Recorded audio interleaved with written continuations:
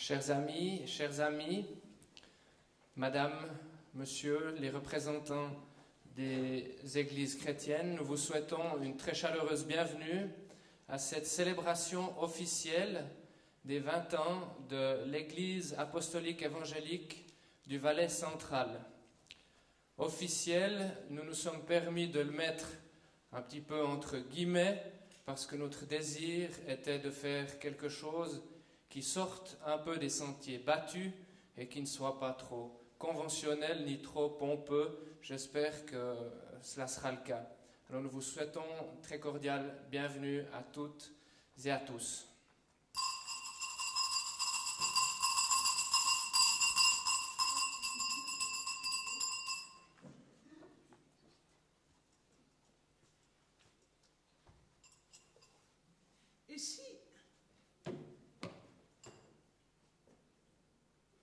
Et si on parlait d'amour?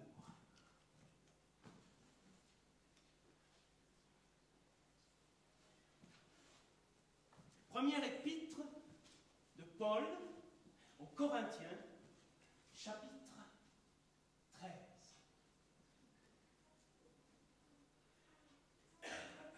Quand je parlerai les langues des hommes et des anges,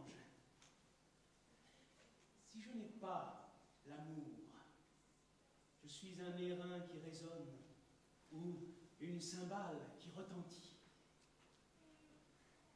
Et quand j'aurai le don de prophétie, la science de tous les mystères et toute la connaissance, quand j'aurai même toute la foi jusqu'à transporter des montagnes, si je n'ai pas l'amour, je ne suis rien. Et quand je distribuerai tous mes biens pour la nourriture des pauvres, quand je donnerai même mon corps pour être brûlé, si je n'ai pas l'amour, cela ne me sert à rien. L'amour est patient, est plein de bonté. L'amour n'est point envieux. L'amour ne se vante point. Il ne s'enfle point d'orgueil. Il ne fait rien de malhonnête. Il ne cherche point son intérêt. Il ne s'irrite point. Il ne soupçonne point le mal. Il ne se réjouit point de l'injustice, mais il se réjouit de la vérité. Il excuse tout. Il croit tout. Il espère tout. Il supporte tout. L'amour ne périt jamais. Les prophéties seront abolies. Les langues cesseront. La connaissance sera abolie, car nous connaissons en partie et nous prophétisons en partie. Mais quand ce qui est parfait sera venu, ce qui est partiel sera aboli. Lorsque j'étais enfant, je parlais comme un enfant, je pensais comme un enfant, je raisonnais comme un enfant. Lorsque je suis devenu homme, j'ai fait disparaître ce qui était de l'enfant. Aujourd'hui, nous voyons au moyen d'un miroir, d'une manière obscure, mais alors, nous verrons face à face. Aujourd'hui, je connais en partie, mais alors, je serai connu. Mais alors, je connaîtrai comme j'ai été connu. Maintenant donc, ces trois choses demeurent. La foi, l'espérance, l'amour. Mais la plus grande de ces choses, c'est l'amour. Amen.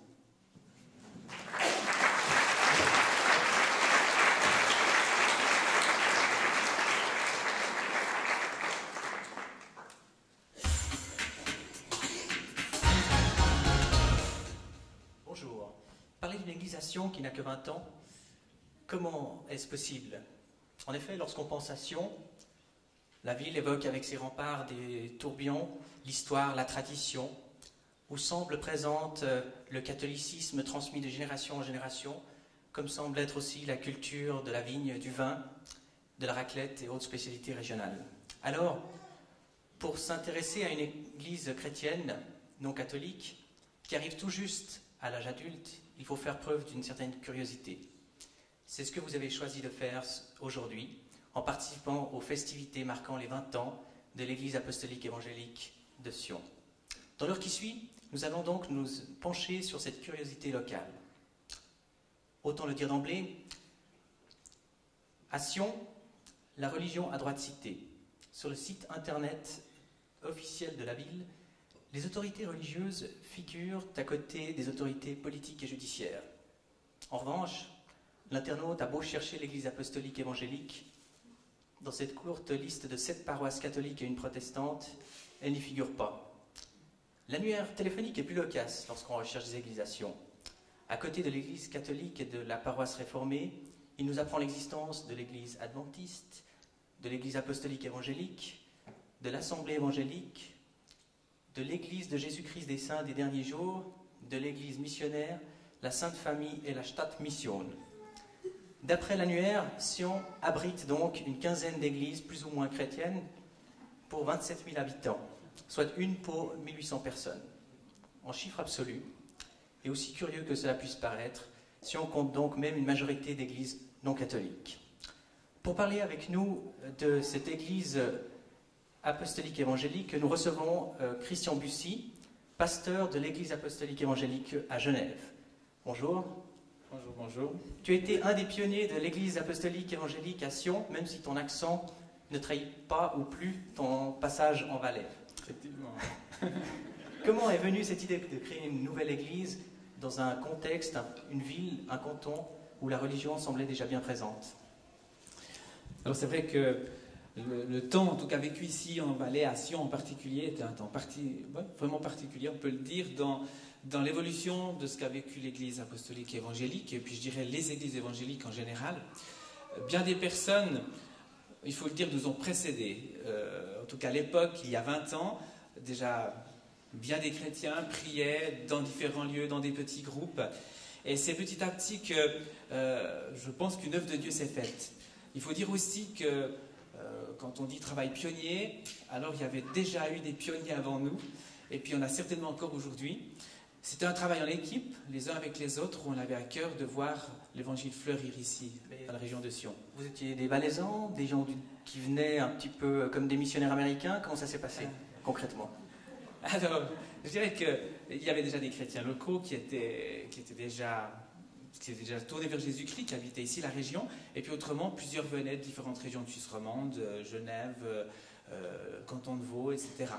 Donc nous nous sommes retrouvés ici, soit suite à un appel, notamment, il faut aussi dire que notre arrivée en Valais a d'abord commencé par Monté, par Colombay en particulier, où M. Brisset, qui était responsable d'une petite communauté indépendante, avait fait appel à l'époque à l'Église apostolique évangélique. Et puis ça a été, au fond, on peut dire, le début de toute une épopée, parce que suite à ce temps où nous avons vu cette Église quand même grandir assez rapidement, eh bien on s'est dit, il y a d'autres régions en Valais où il faudrait peut-être qu'on continue de partager l'Évangile. Et sur Sion, eh bien, il y avait déjà une petite communauté pentecôtiste, et puis 2 petits groupes, et on s'est dit, on ne va pas rajouter encore quelque chose, donc on pensait partir du côté de Sierre. Et puis c'est là que l'église de Sion, cette petite église pentecôtiste qui est en difficulté, a fait appel, ainsi qu'un autre groupe, et c'est ce qui a démarré au fond l'église apostolique évangélique telle qu'elle est aujourd'hui. Alors on a parlé tout à l'heure du contexte catholique de la région. Parlons à l'instant de cette identité évangélique de cette église. Qu'est-ce qui distingue une église évangélique de l'église catholique d'une part et d'une secte d'autre part? Je dirais que, pour commencer au niveau de l'église catholique, peut-être une des grandes différences, c'est le fait que les personnes qui se trouvent dans une communauté évangélique ne s'y trouvent pas parce qu'ils sont enfants d'évangéliques, mais parce qu'ils ont choisi de suivre Jésus-Christ, parce qu'ils ont une relation concrète avec Dieu. Également, un autre élément, c'est peut-être le message biblique qui a une importance au sein des communautés évangéliques. C'est central, je dirais qu'on s'y réfère, c'est la seule référence ad hoc pour nous, pour une vie d'église, pour une vie de foi. Un autre élément également, c'est que nous ne voyons pas d'intermédiaire entre Dieu et les hommes, si ce n'est Jésus-Christ et le Saint-Esprit. Je dirais que c'est peut-être les points principaux qui font une foi personnelle et directe auprès de Dieu. Et puis, concernant l'aspect secte, alors bien sûr, il s'agit de savoir déjà la définition d'une secte, parce qu'au fin de compte, Jésus-Christ, avec ses disciples, était vu comme une secte à l'époque. Pendant 3 siècles, l'Église chrétienne était vue comme une secte, donc on est peut-être toujours un petit peu une secte pour quelqu'un, ou quelqu'un d'autre. Quand on pense secte, on pense le temple solaire et toutes ces histoires-là. Voilà. Alors disons, à partir de là, moi je dirais que c'est une question d'esprit sectaire ou de tendance sectaire. Et dans ce sens, eh bien, pour nous, une tendance sectaire sera plutôt voilà, une institution ou tout autre élément où les gens ne sont plus libres de leurs faits et de leurs gestes, par exemple. Également, où il y aura des pressions psychologiques qui vont dans la direction « amenez-moi les petits sous », qui vont dans la direction peut-être aussi dévotionnelle d'une manière particulière. Et puis, je dirais aussi, là où il y a une autorité d'une personne ou de plusieurs personnes qui est bien trop forte et agressive sur les gens. Et puis peut-être encore lorsqu'on se sent le seul vrai mouvement, le seul endroit où toute la vérité est là, où le salut est là, et en dehors de nous, pas de salut. Donc en fait, les églises évangéliques apportent quelque chose à la fois de complémentaire aux églises catholiques, si j'ai bien compris, et puis ils ne s'inscrivent pas du tout dans la ligne des sectes, c'est ça? Alors on se défend bien sûr d'être dans des sectes, ça va de soi, tout à fait. Et puis dans ce sens-là, je dirais nos relations avec l'église catholique, avec l'église réformée, on peut dire, en tout cas dans la région de Sion, toujours été respectueux les uns vis-à-vis des autres, et on a recherché le dialogue les uns avec les autres. Finalement, quel sentiment t'inspire ces 20 ans de l'Église apostolique évangélique aujourd'hui? Je dirais un sentiment de joie, de satisfaction. C'est vrai, bon, maintenant, peut-être aujourd'hui, 10 ans après qu'on soit parti du Valais, en ce qui nous concerne, on retrouve des personnes qu'on a connues dans le passé, qui sont restées fidèles, qui ont travaillé pour Dieu, puis on rencontre plein de visages qu'on ne connaît pas, ce qui fait qu'on réalise l'évangile continue. Il y a des nouveaux pionniers, on peut dire. Et puis ça me fait envie de dire aussi, continuer d'être des pionniers, d'innover des choses nouvelles pour que le maximum puisse rencontrer Jésus-Christ et ce qu'il nous apporte. Merci Christian Bussy. Vous l'avez sans doute remarqué,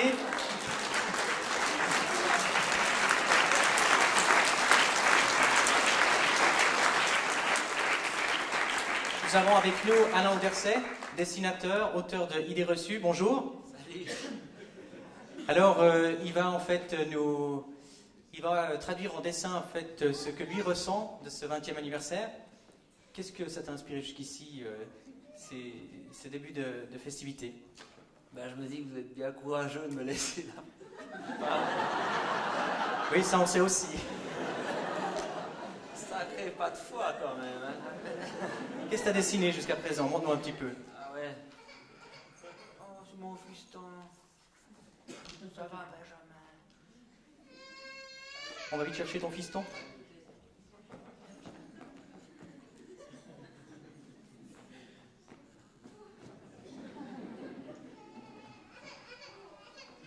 Voilà, je crois qu'on va laisser le papa consoler son fils, ou bien tu penses quand même... Hein? Ah, t'as quelque chose à nous raconter? Dis-nous. C'est le deuxième pas de foi, c'était mon fils, c'est encore plus fou. Ok, donc là tu nous as dessiné une porte. Je me suis dit, comment c'est soft quand même. Alors, ça faisait un peu... après, par rapport au chant qui passait, ça allait bien, une porte du ciel qui vient jusqu'à nous, quoi. Enfin, ouais. Je dois dire autre chose. Ah non. Bon, on parlait d'amour. L'amour, c'est ce qu'on en connaît, c'est quand on est amoureux. Donc aussi, par rapport à Dieu, on doit aussi être amoureux. Comme quand on est amoureux d'une fille, ou voilà. Ou si on est une fille d'un gars, quoi, voilà. Puis Dieu, il frappe à notre cœur. Même quand on est déjà chrétien et tout, des fois c'est peut-être même les portes les plus dures à ouvrir. Et puis, par rapport à une nouvelle église est née, des fois on a un peu l'impression d'être des petits nains. Mais il faut bien commencer. Et puis ça, c'est quelqu'un qui est d'accord avec le frère, comme quoi on n'est pas une secte, quoi.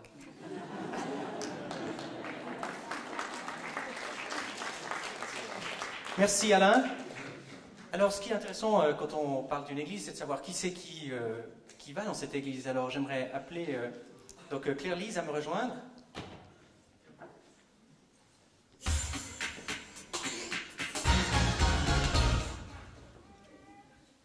Bonjour Claire-Lise. Bonjour Christian. Claire-Lise est donc veuve, mère de 2 enfants, C'est juste. infirmière de formation. Permets-moi de te poser tout d'abord une question pour une championne. Le film Le Seigneur des Anneaux sortira-t-il en 1, 3 ou 7 épisodes? En 3 épisodes. Juste. Et quand sortira le 2e d'entre eux? Je crois que ça doit être autour du 20 décembre. Ah, Le 3e ou le 2e? le 2e. Le Décembre. 20, c'est le dernier truc, le dernier mot? Décembre 2002. Voilà. Très bien. Pour revenir à nos agneaux ou moutons, explique-nous ce qui t'a conduit dans cette église. Alors on est là depuis 10 ans. On est venu en Valais suite à une période de chômage. Mon mari avait perdu son emploi. Et puis, arrivé en fin de droit, on s'est dit qu'on allait revenir. Mon mari était valaisan. Donc on s'est dit qu'on allait revenir ici en Valais où on avait un petit chalet à Vaisonna, ce qui nous permettrait de revoir un petit peu la suite de notre aventure. Mon mari est décédé en mai 93 d'un accident de voiture. J'avais donc à l'époque un petit garçon de 16 mois et une petite fille en devenir. Alors là, je dois dire, ma fille m'a dit, n'oublie pas de leur dire que tu as une petite fille de 9 ans et qu'elle s'appelle Damaris. Alors je vous le dis. Très bien. Et qu'est-ce qui t'a amené dans cette église Je connaissais un petit peu cette église parce que mon mari étant d'ici, de temps en temps, y allait. On y venait quand on était en vacances ou en week-end ici. Et puis, bon, on a déménagé. On ne s'est pas trop posé la question de savoir où on allait, quelle église choisir, puisqu'on connaissait celle-ci et que les gens y étaient sympas et qu'on s'y sentait bien. Par la suite, la question ne s'est plus posée. Il y avait trop d'autres choses qui avaient bouleversé ma vie pour que je me dise je vais encore mettre en péril cette assurance. C'était une des petites assurances qui me restait. Je n'allais pas me dire je vais encore changer ça. Il y avait trop d'autres choses qui étaient parties. Alors parlons justement un peu de cette assurance. Qu'est-ce qu'une église comme l'église apostolique évangélique t'a apporté dans les moments peut-être plus difficiles? Alors c'était une église jeune, on venait d'y arriver, donc c'était peut-être aussi difficile pour eux comme pour moi, pour eux peut-être d'accueillir une jeune famille qui est dans une situation de deuil. Pour moi, de connaître des gens au travers aussi de cette circonstance de deuil, donc c'était un petit peu compliqué au départ. Mais petit à petit, mois après mois, année après année, on y a retrouvé une stabilité, une identité. J'ai pu me retrouver, nous avons pu nous retrouver en tant que famille à part entière, même si il manquait un membre de cette famille. Et je crois que ça a été important pour moi de me retrouver une femme qui a une place, pas parce qu'il lui manquait un mari, mais une femme qui avait sa place dans l'église, et ça c'était chouette. Quel rôle peut justement jouer une église dans cette étape de la vie? Alors je dirais l'église aujourd'hui, elle est... je ne veux pas dire qu'elle remplace mon mari ou le père de mes enfants, mais dans une certaine mesure, elle le fait quand même. Il y a des différentes personnes, différents aspects qui font que je peux avoir du soutien face à mes enfants, je peux avoir du soutien pour moi, pour continuer de vivre. Je crois que ça s'incarne. L'église s'incarne dans tout un tas de petits domaines comme ça qui font qu'aujourd'hui, je ne veux pas dire qu'elle prend la place de celui qui est parti, mais tout au moins, elle nous aide à avancer. Donc, concrètement, comment ça s'est traduit, en fait, ce soutien de l'Église? On imagine l'Église comme un lieu où on va pour nous parler de Dieu, pour nous parler de transcendance. Et là, tu nous parles, en fait, d'une relation plus horizontale. Comment ça s'est traduit concrètement? Alors, je dirais au départ, ça a été ma belle famille qui a pris le relais. J'entends, on arrivait ici. Moi, je ne suis pas valaisanne, ça s'entend, je pense que je parle encore un peu. Donc il a fallu que j'apprivoise ce pays finalement, un pays que j'aime, dans lequel aujourd'hui je peux dire que j'ai envie de rester. Mes enfants sont valaisans, pure race. J'aime cette terre du Valais, mais comment dire... Donc là, l'église par exemple, elle est venue, elle a aidé les enfants? Non, elle n'a pas aidé les... J'entends, au départ... Pas forcément, je dirais là, c'est ma belle famille qui a pris ce relais. Et petit à petit, les mois et les années passant, ce relais on a passé ce relais, on a passé le témoin à l'église qui s'est investi, je dirais aujourd'hui, on a un soutien par rapport à la famille. Il y a des amis qui viennent régulièrement faire un bilan familial pour nous aider à voir comment on doit réagir, comment on se réajuste. il y a eu du soutien pour moi, tout simplement pour pouvoir me retrouver dans des entretiens. Il y a des amitiés profondes qui sont là, où je dirais, j'ai réellement aujourd'hui des frères et des sœurs qui sont là, des gens à qui je peux parler de mes enfants, des difficultés que j'ai avec mes enfants. Mes enfants aussi se retrouvent avec d'autres références que juste moi. Il y a des gens qui sont, ah celui-là il est super en bricolage, c'est à celui que je vais demander ça. Une autre personne, ce sera quelqu'un d'autre. Donc il y a ces références, ces points de référence qui sont là. Merci pour ce témoignage touchant, Claire-Lise. En attendant que la chorale nous rejoigne, vous avez peut-être remarqué qu'il y a...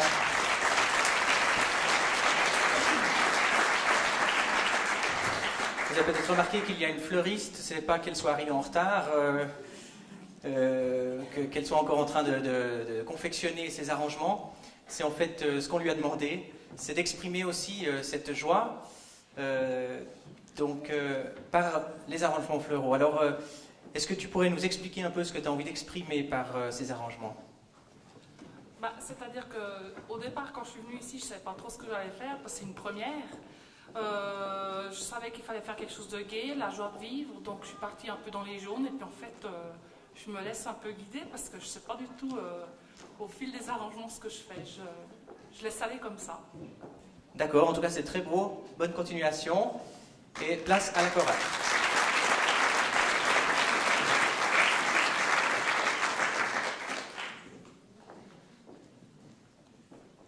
Voilà, nous allons chanter quelques chants de louanges. Nous vous invitons à vous joindre à nous si vous le désirez. Voilà.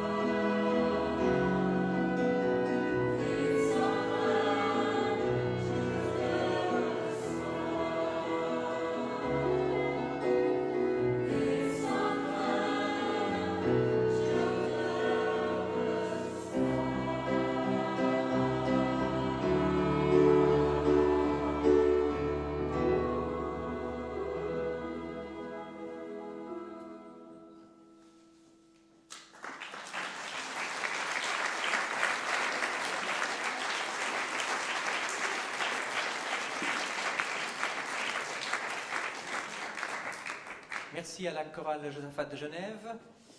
Avant que le poids des années ne fasse oublier la jeunesse à l'Église apostolique évangélique, nous allons nous y arrêter quelques instants avec le pasteur Bernard Hugues, pasteur de l'Assemblée qui fête son anniversaire aujourd'hui.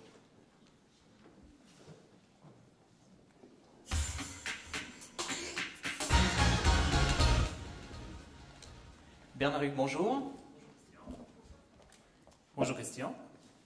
Alors, tu es arrivé dans cette église lorsqu'elle était en plein âge bête, à 14 ans, il y a 7 ans, ou 13 ans, il y a 7 ans. Oui. Est-ce que tu as rencontré une crise d'adolescence dans cette église à ton arrivée? C'est vrai que nous ne sommes pas arrivés à Sion dans une situation facile. Je ne sais pas si c'est dû à l'adolescence ou à la vie en général, mais dans la vie, il y a des crises. Il y avait une situation qui n'était pas facile, avec des ruptures de confiance. Je préfère ne pas regarder de ce côté-là maintenant. Et il a fallu faire tout un travail de réconciliation, de rétablissement des liens, des contacts, des échanges de pardon aussi, et ça a pris du temps, effectivement. Certains pensent que les chrétiens ne devraient plus avoir de problèmes après leur rencontre avec Dieu. Comment expliques-tu qu'une église passe par des crises? Alors c'est peut-être justement parce qu'on est chrétien qu'on a peut-être davantage de crises. Le problème, ce ne sont pas les crises en soi, c'est le fait qu'on accepte de les aborder ou non. C'est vrai que dans l'Église, quand les gens commencent à découvrir Dieu, il y a une attente extraordinaire. Dieu, c'est l'absolu, c'est la soif d'absolu. Alors on peut projeter beaucoup de choses, beaucoup d'attentes, et en fait, on est toujours sur la terre, on est toujours des êtres humains avec nos limites. On vit toujours sur la terre, ce n'est pas encore le ciel, et même la plus belle des églises ne sera qu'un pâle reflet de ce qui sera. Alors, tôt ou tard, on est confronté à ces limites qui font partie de notre humanité, en fait. Et c'est ce qu'on appelle des crises, ou des trous noirs, comme j'ai choisi. Qu'est-ce que c'est des trous noirs? Oui, des trous noirs. La joie de vivre, c'est notre motto, et en même temps, on parle de trous noirs. Ça peut sembler un petit peu paradoxal, non? Mais les trous noirs, c'est justement dans la vie des individus et puis dans la vie de toute institution ce que l'on aurait peut-être tendance à cacher. Ce qui est source de souffrance, ce qui est échec, ce qui n'a pas marché. Et à quelque part, ça ne correspond pas justement à ces attentes. On aimerait le cacher, mais on ne peut pas le cacher. C'est là.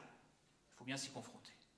Et puis alors, comment est-ce qu'en tant que pasteur, on gère ces trous noirs dans une église?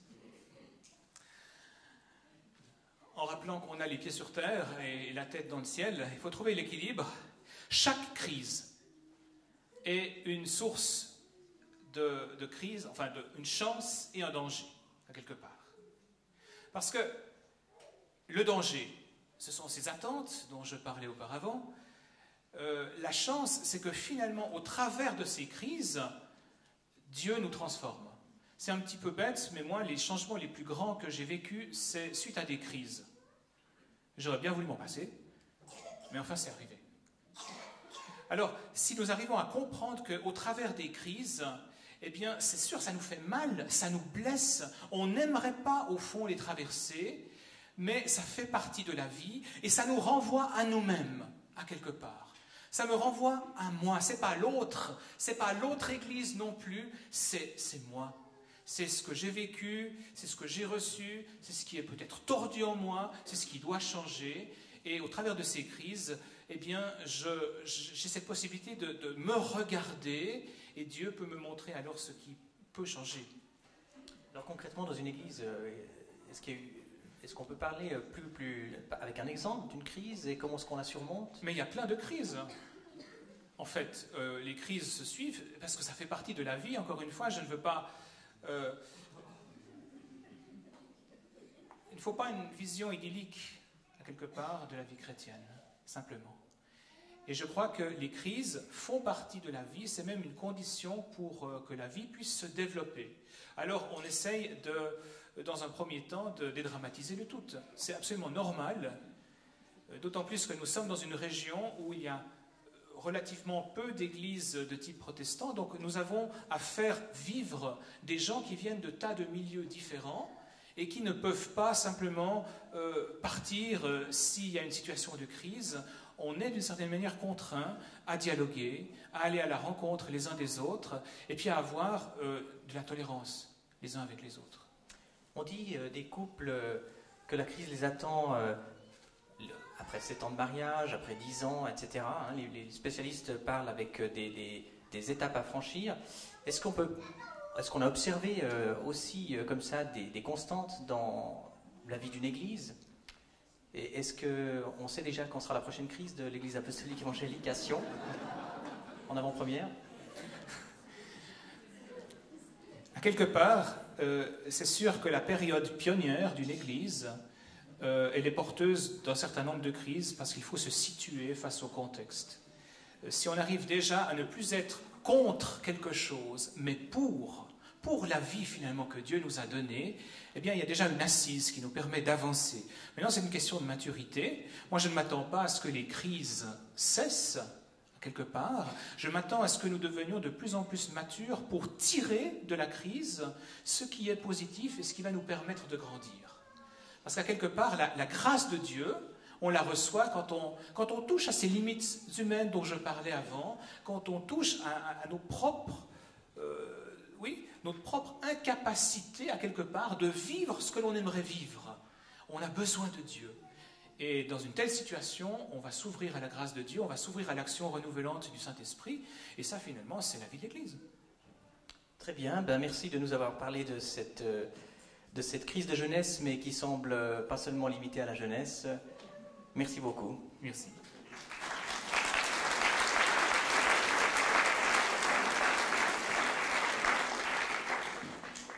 Les églises évangéliques se caractérisent par une participation souvent élevée de la jeunesse au culte dominical et aux autres activités. Nous avons avec nous aujourd'hui Jessica, 16 ans, qui rentre tout juste d'un séjour linguistique au Canada. Bonjour. Petite question comme ça, comment est-ce qu'on dit Église apostolique évangélique en anglais? C'était un stage linguistique que tu faisais là-bas, non? Ouais, Apostolical Church. Comment? C'était très bien là. Encore une fois? Apostolical or Evangelical Church. Très bien, ça a dû servir à quelque chose, hein, ce stage. Alors dis-nous, ton église, qu'est-ce qu'elle fait pour les jeunes?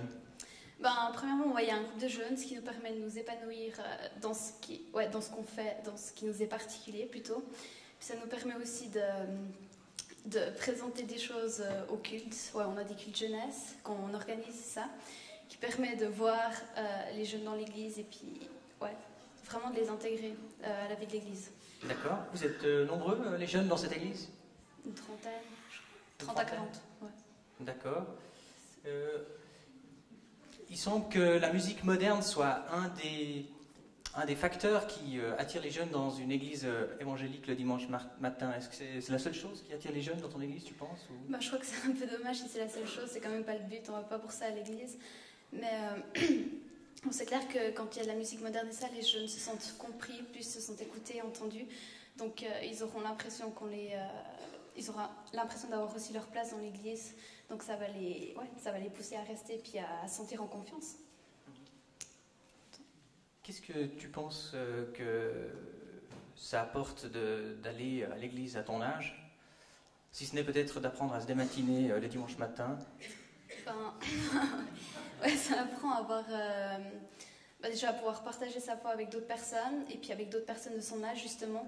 Ça permet vraiment d'avoir une cohabitation entre les différentes générations, de pouvoir apprendre à connaître des personnes plus âgées, de pouvoir apprendre quelque chose d'eux, qui puissent, au message et tout, qu'on puisse apprendre quelque chose de plus, qu'on puisse... Et toi, concrètement, à toi, qu'est-ce que ça t'a apporté d'aller à l'église? Que ça m'a apporté. Ou qu'est-ce que ça t'apporte en fait? Ça m'apporte. C'est les contacts que j'ai avec les autres jeunes, les contacts que j'ai avec les personnes plus âgées, tout ce que ça t'apporte quelque chose dans ta foi? Oui, ça m'apporte. Si je reste pas toute seule cloisonnée dans ma chambre, ça m'apporte quelque chose, oui, c'est clair. Le partage, ça apporte toujours quelque chose. Donc l'enrichissement des gens avec qui tu es en contact, de pouvoir parler, échanger de ce que vous vivez, des choses comme ça. Et puis le message, ça apporte quand même aussi quelque chose. Ça apprend à apprendre plus sur la foi et tout, à avoir des petites études bibliques déjà au message, comme ça. D'accord. Ça fait longtemps que tu vas à l'église Depuis que je suis toute petite. Ah, depuis que tu es toute petite? Ouais. Et t'as jamais... Non, j'ai toujours aimé. Ouais, bon, ouais. Non. Bon, il y a toujours un moment où on n'a plus vraiment envie de venir, mais j'ai pas... Non, ça n'a vraiment pas duré longtemps, je trouve que c'était... Ouais. Non, j'ai toujours aimé, j'ai toujours apprécié, j'ai toujours eu des amis, j'ai toujours... Formidable. Mais écoute, Jessica, merci beaucoup pour ce témoignage. C'est sympa d'être venue partager ce témoignage avec nous.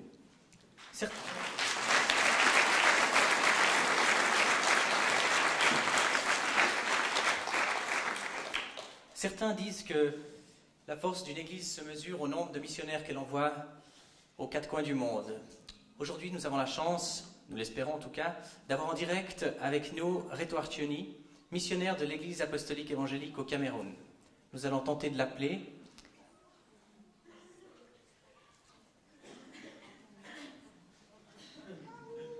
Voilà, vous avez la photo pour vous imaginer le portrait.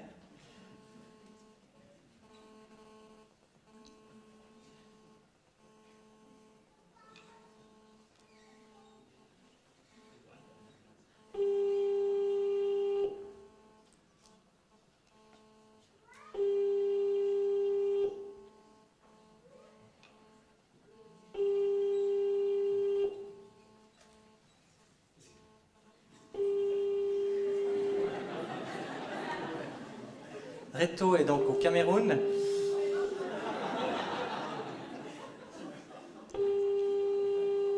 Ok, je vous propose peut-être de tenter notre chance un peu plus tard, ou bien est-ce que... Ok, c'est sa messagerie, je pense. Nous allons aussi... Voilà, je vous propose de retenter notre chance dans quelques instants et d'inviter directement d'avoir le prochain invité. On m'a dit un jour que lorsqu'on venait...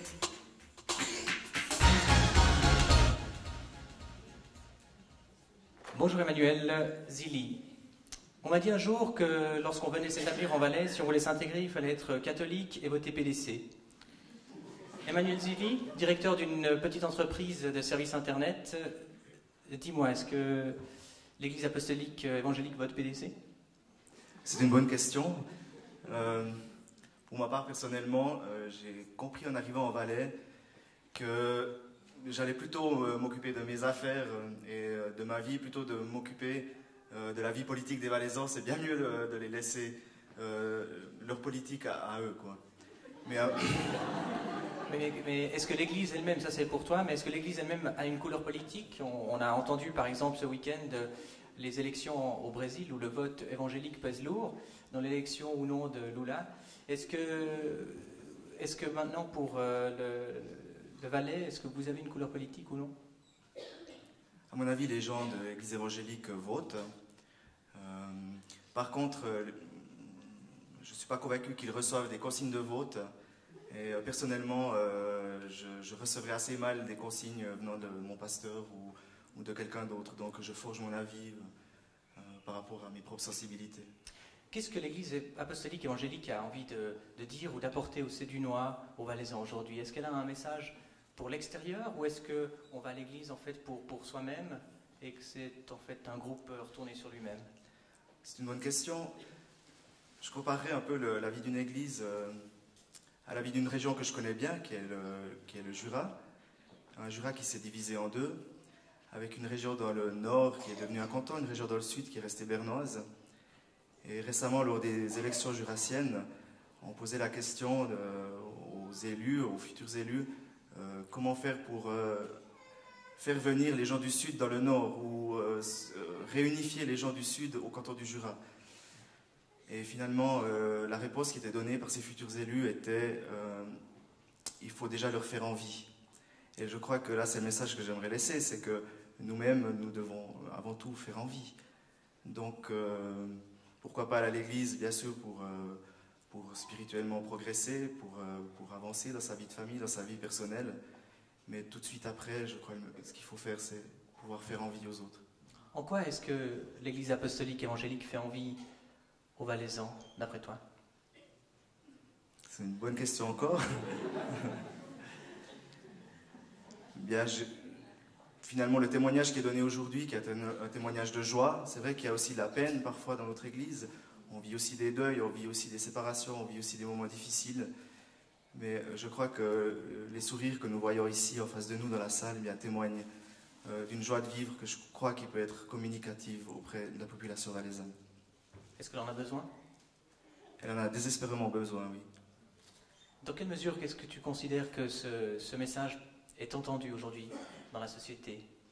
Actuellement, je ne pense pas qu'il est vraiment entendu, parce que je pense que la société autour de nous est encore trop bien, n'a pas de besoin, n'a pas de grands besoins, elle baigne un peu dans le coton. Et je crois que si un jour une crise économique ou une situation extérieure devient beaucoup plus difficile, alors peut-être que là on verra des gens qui auront plus soif d'une relation avec Dieu. Est-ce que l'Église serait prête à les accueillir et de répondre à ces besoins? Actuellement pas, puisque nos locaux sont trop petits. La raison pour laquelle on se pose réellement la question de changer nos locaux et d'avoir des locaux plus grands, c'est encore une fois une bonne question, c'est de savoir si les gens nous rejoignent, les gens qui ont soif, et bien, où on va les mettre et comment on va les accueillir. Et plusieurs structures sont actuellement mises en place dans notre Église, notamment une structure de relation d'aide. Qu'est-ce que c'est, la relation d'aide? Finalement, c'est une façon évangélique de dire une relation psychologique avec les personnes, ou un support ou une aide aux personnes en difficulté. Et je crois qu'une structure comme celle-là, qui est non pas à l'intérieur de l'Église, mais juste à côté de l'Église, pourrait être une aide bien particulière pour les personnes qui le souhaitent et qui en ont besoin. Alors on sent bien ce désir d'être présent, d'être aux côtés de la population pour les accueillir dans leur quête spirituelle. Est-ce que l'Église est suffisamment visible pour ça? Est-ce que vous avez pignon sur rue? Non, c'est difficile d'avoir pignon sur rue ici en Valais, puisque pour l'instant l'Église évangélique de Sion, c'est un peu la secte des petits poissons, à champ sec. Et je crois que là, nous, on a un devoir de communication, c'est-à-dire de communiquer qu'est-ce qu'une Église évangélique, expliquer aux gens que finalement ce n'est pas une secte, on n'a pas une personne prééminente dans notre équipe de ministère qui fait avancer l'Église. On n'est pas obligé de donner de l'argent. Il y a quelques clichés comme ça que les gens ont par rapport à l'Église évangélique. Il est de notre devoir de faire tomber aussi. Et on va tout prochainement inaugurer un site internet qui est aussi un outil qui permettra finalement aux gens de venir vers nous et de prendre de l'information sur nos activités et sur notre foi, tout simplement. Donc un souci de transparence, d'ouverture, qui se manifeste ainsi? Transparence, oui, parce que dans les projets de nos nouveaux locaux, nous souhaitons avoir des locaux qui sont ouverts sur l'extérieur et des locaux qui sont utilisés tout au long de la semaine pour d'autres activités que celles de l'Église. Ce qui permettrait justement d'être transparent et que les personnes qui viennent pour un cours de piano, pour un cours de musique, n'importe quoi chez nous, pourraient déjà voir que oui, il n'y a pas des épées au mur, il n'y a pas des choses un peu bizarres comme ça qui le feront passer à une secte. Et finalement, plus tard, franchir le pas de l'Église devient beaucoup plus aisé si c'est des locaux qu'ils connaissent déjà pour une autre raison. À ce titre, j'étais hier à Neuchâtel pour l'inauguration de l'Église apostolique évangélique, qui s'appelle maintenant Centre de vie. Et ce centre a pris sa place dans l'ancienne laiterie de Neuchâtel.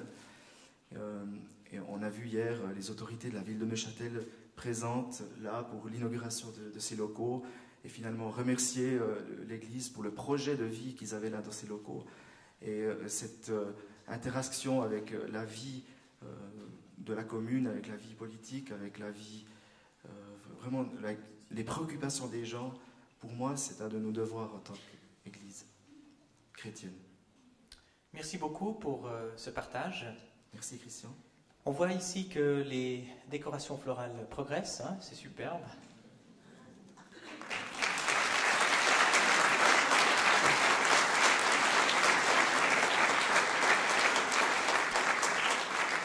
Nous allons donc effectuer une nouvelle tentative avec le Cameroun. Ereto Artioni.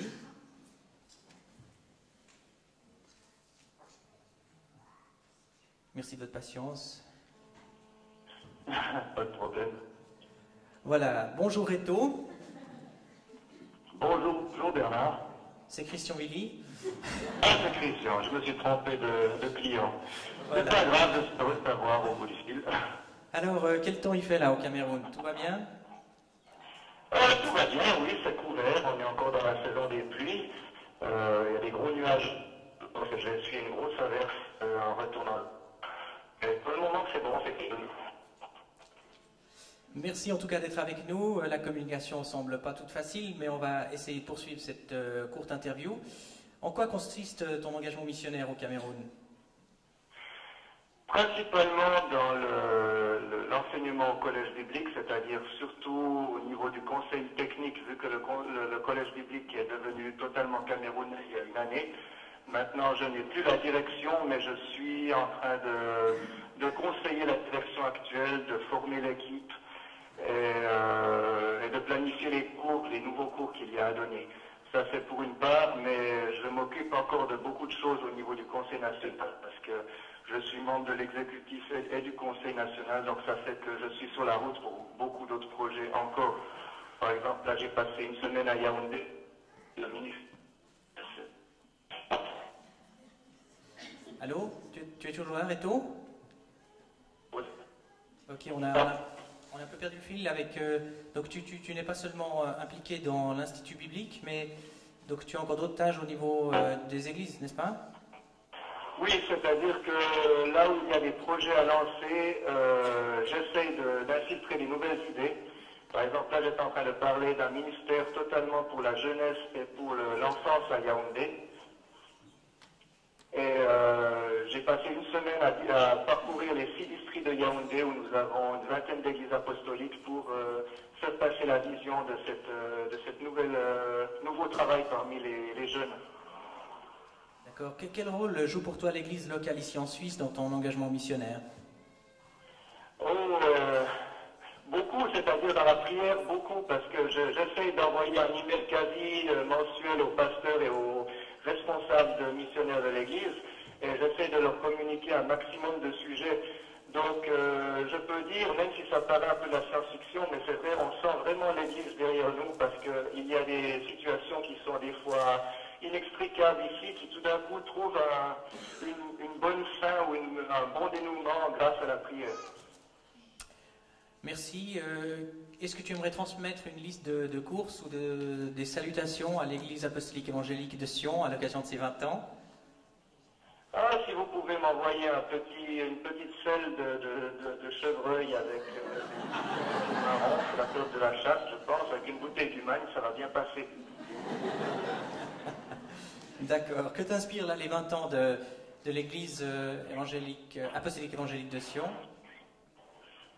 Répète un petit peu ta question parce qu'il y a 2 camions qui sont passés en même temps, j'ai pas entendu. Et je voulais juste te demander ce que t'inspirait en fait les 20 ans de l'Église apostolique évangélique de Sion. Oh, de bons souvenirs. C'est vrai que j'ai quitté l'Église après ma sortie de Libetto, mais je suis de cœur avec, et comme on a beaucoup de contacts avec beaucoup de monde là-bas, chaque fois qu'on parle de Sion, c'est comme un peu chez nous. Très bien, en tout cas, merci d'avoir été en direct avec nous, et bonne continuation, et bonne journée au Cameroun. À bientôt. Bonjour à tout le monde.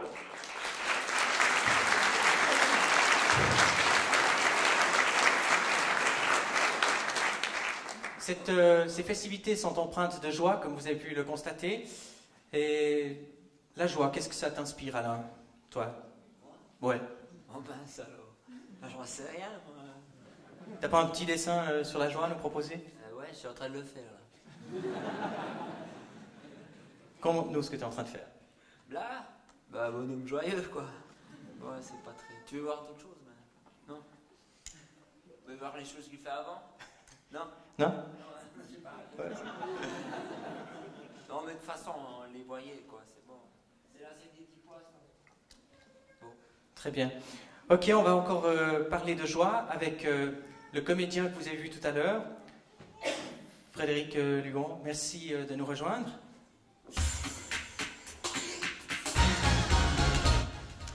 Bonjour Frédéric. Alors, tu es en train de préparer une nouvelle pièce, là, dont la première va être jouée à Genève tout prochainement, avant oui, le 5 Seigneur novembre. des Anneaux. Juste avant. Formidable. En quoi consiste cette pièce? Alors, c'est une sombre histoire de famille, à peu près incompréhensible, et très triste, et qui s'appelle Rêve ou crève. Mais heureusement, on est une très bonne équipe, et on s'amuse bien, pour l'instant. Donc c'est quand même assez joyeux. Donc oui, il n'y a pas de problème. Donc nous allons parler de joie ensemble. Est-ce que le monde est triste, d'après toi? Est-ce que le monde est triste? Je pense qu'il laisse à désirer. En fait, pour faire une digression, je suis très content d'être ici aujourd'hui parce que c'est ici que j'ai commencé à jouer. Et pour la première fois, je crois, j'ai dû jouer une adaptation de Candide dans le cadre des ateliers du collège. Et je jouais le personnage d'un philosophe dont la phrase phare était « Tout va pour le mieux dans le meilleur des mondes possibles ». Et puis, petit à petit, je me suis très vite aperçu que ce n'était pas le cas et que tout n'allait pas pour le mieux dans le meilleur des mondes possibles. Mais aujourd'hui, après avoir trouvé Dieu, disons, ça fait... En fait, il faut dire aussi que je suis un tout nouveau converti. Je suis plutôt un bébé dans la foi parce que ça fait à peine 7 ou 8 mois que je me suis tourné vers Jésus. Et j'en perds mon fil. Voilà, c'est terrible. Ça t'a donné un peu de joie de découvrir Jésus? Ça... Parfois, je dis à des personnes à qui j'en parle, on peut avoir des frissons de terreur, mais moi, ce que je suis en train d'expérimenter, c'est des frissons de joie. C'est-à-dire, comme tout le long de l'épine dorsale, ça me chatouille. Non, mais c'est vrai, c'est pas tout le temps, non, mais pas tout le temps, mais quand je pense à ce que Dieu a fait pour moi et ce qu'il continue de faire, eh ben, ça ne laisse pas de me donner de la joie, c'est vrai. Est-ce que finalement cette joie, c'est quelque chose d'important dans ta découverte de la foi chrétienne? Est-ce que c'est quelque chose qui te manquait pareillement Oui, auparavant? je pense que ça me manquait passablement, parce qu'au début de cette année, j'étais à un point de décapilotade tel que je songeais très sérieusement à en finir. Et puis j'ai eu la bonne idée de tout de même, ça faisait des mois en fait que ça n'allait plus du tout. Et puis j'avais quand même le souvenir de la foi, quand même, enfin des promesses qui sont contenues dans la Bible. Et j'avais appris à l'école, ou je ne sais plus où, le Notre Père. Et c'était un petit peu mon dernier recours. Alors, eh bien, je priais le Notre Père. Ça faisait des mois que je priais le Notre Père, sans y croire vraiment. Et puis à un moment, j'en avais tellement assez que j'ai crié à Dieu, tout bêtement. Je lui ai dit, maintenant, il faut m'aider, parce que moi, tout seul, je n'y arrive plus. Et il faut que tu fasses quelque chose, parce que peut-être encore 2 ou 3 semaines, mais après, je ne réponds plus de moi. Et puis il a répondu. Et je suis là, et je suis très heureux d'y être et d'y voir clair. D'accord, mais là on a sauté un épisode. Qu'est-ce qui s'est passé concrètement? Ce qui s'est passé concrètement, c'est que quand ça ne va pas, parce que j'étais un grand dépressif, quand ça n'allait pas, je rentrais chez mes parents qui habitent à Sion. Et j'allais travailler à la vigne, parce que c'était un petit peu notre thérapie, à mon frère, à moi, enfin c'est une façon de se défouler.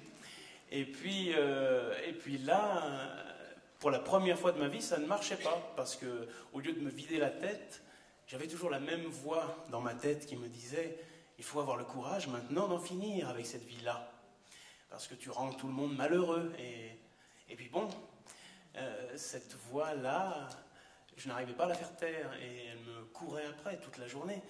Et puis mes parents n'en pouvaient plus de me voir dans cet état, j'avais perdu l'appétit et tout le reste, quoi. Enfin, c'était assez tristounet. Et puis jusqu'au jour où ma mère, qui est dans cette église depuis 10 ans, m'a dit, mais il faut me dire, qu'est-ce qu'on peut faire pour toi? Ton père ne dort plus, et enfin tout ça, c'est... Et puis, et je lui ai dit, là je ne vois pas ce que tu peux faire pour moi, parce que je ne vois pas que quelqu'un puisse faire quelque chose dans ce monde pour moi. Et je lui ai dit quand même, mais tu peux toujours prier, tu auras du boulot, mais prie quand même, ça peut aider, je ne sais pas. Et elle m'a sorti sa grosse Bible Thompson, et elle m'a dit, mais quelle est la chose dont tu as vraiment besoin en ce moment? Et moi, j'avais vraiment besoin de paix, j'avais besoin de repos, j'avais besoin de ne plus entendre cette voix-là qui m'accusait. Et je lui ai dit, j'aurais besoin de paix. Et elle a tout simplement lu cette phrase où Jésus dit « Venez à moi, vous tous qui êtes fatigués et chargés, et je vous donnerai du repos. » Et puis, à partir de cette minute-là, eh bien, ça va très bien. Et voilà. Et c'est tout ce que je peux dire. C'est déjà pas mal.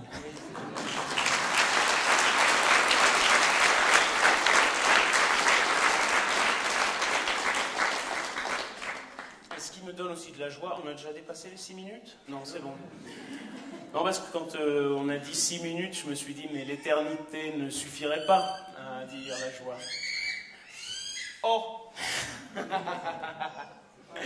Bon, ben voilà. Non, qu'est-ce qui a fait ma joie aussi? C'est pas tant de croire en Dieu qui fait ma joie. Oui, si, ça fait ma joie. Mais de m'apercevoir que lui n'a jamais cessé de croire en moi. Ça fait ma joie. Oh, il y a tellement de choses qui font ma joie que... En tout cas, merci pour ce beau témoignage. Et merci de nous avoir rejoints. Beaucoup de succès pour la pièce. Rêve ou crève, oui. Oui, qu'on espère quand même un peu joyeuse.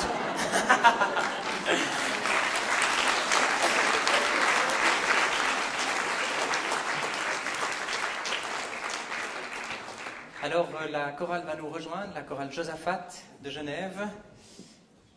Est-ce que Elisabeth, la fleuriste, veut encore nous dire un mot sur ce qu'elle a créé? Rien? Non? En tout cas, c'est superbe. Merci bien. Place à la chorale.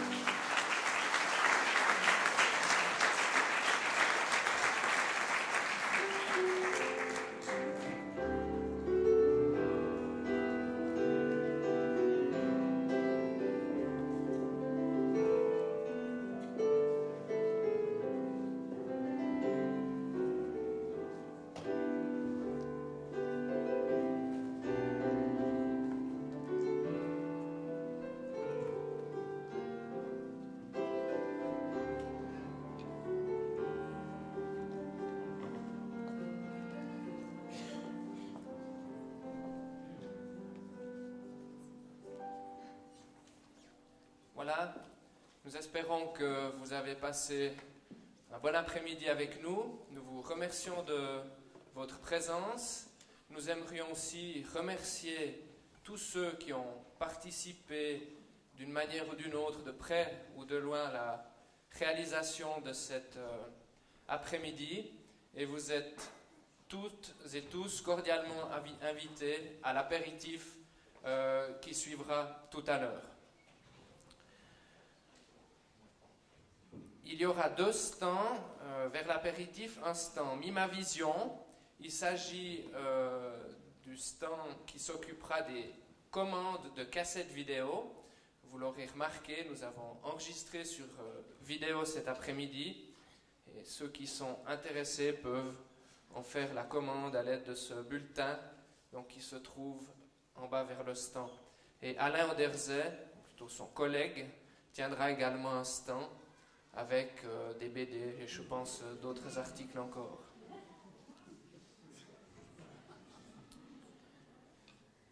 Et pour terminer, nous aimerions encore vous mentionner notre offrande que nous recueillerons à la sortie. Cette offrande servira à financer une prochaine action témoignage sur la Planta. Nous souhaitons réitérer l'expérience que nous avons eu le plaisir de faire au mois de septembre, dont vous avez vu quelques images aussi à l'écran. Et nous referons ça au printemps ou l'été prochain. Et donc cette offrande servira à financer cette action.